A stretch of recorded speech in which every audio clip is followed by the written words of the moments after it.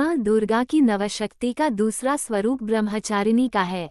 यहाँ ब्रह्म का अर्थ तपस्या से है। माँ दुर्गा का ये स्वरूप भक्तों और सिद्धों को अनंत फल देने वाला है। इनकी उपासना से तप, त्याग, वैराग्य, सदाचार और संयम की वृद्धि होती है। ब्रह्मचारिणी का अर्थ तप की चारिणी यानी तप का आचरण करने वाली। देवी का ये रूप पूर्ण ज्योतिर्मय और अत्यंत भव्य है।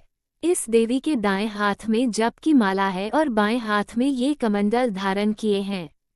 पूर्वजन्म में इस देवी ने हिमालय के घर पुत्री रूप में जन्म लिया था और नारद जी के उपदेश से भगवान शंकर को पति रूप में प्राप्त करने के लिए घोर तपस्या की थी। इस कठिन तपस्या के कारण इन्हें तपश्चारिणी अर्थात ब्रह्मचारिणी नाम से अभिहित किया गया। 1000 वर्ष तक इन्होंने केवल फल फूल खाकर बिताए और 100 वर्षों तक केवल जमीन पर रहकर शाक पर निर्वाह किया। कुछ दिनों तक कठिन उपवास रखे और खुले आकाश के नीचे वर्षा और धूप के घोर कष्ट सहे। 3000 वर्षों तक टूटे हुए बिल्वपत्र खाए और भगवान शंकर की आराधना करती रहीं।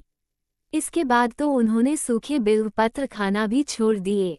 कई हजार वर्षों तक निर्जल और निराहार रहकर तपस्या करती रहीं। पत्तों को खाना छोड़ देने के कारण ही इनका नाम अपर्णा नाम पड़ गया। कठिन तपस्या के कारण देवी का शरीर एकदम क्षीण हो गया। देवता, ऋषि, सिद्धगण, मुनि सभी ने ब्रह्मचारिणी की तपस्या को अभूतपूर्व पुण्य कृत्य बताया, सराहना की और कहा, हे देवी, आज तक किसी ने इस तरह की कठोर तपस्या नहीं की। ये तुम्ही से ही संभव थी। तुम्हारी मनोकामना परिपूर्ण होगी और भगवान चंद्रमौली शिवजी तुम्हें पति रूप में प्राप्त होंगे। अब तपस्या छोड़कर घर लौट जाओ।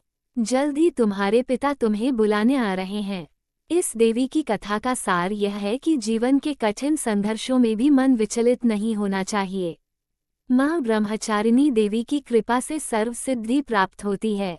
दुर्गा पूजा के दूसरे दिन देवी के इसी स्वरूप की उपासना की जाती है।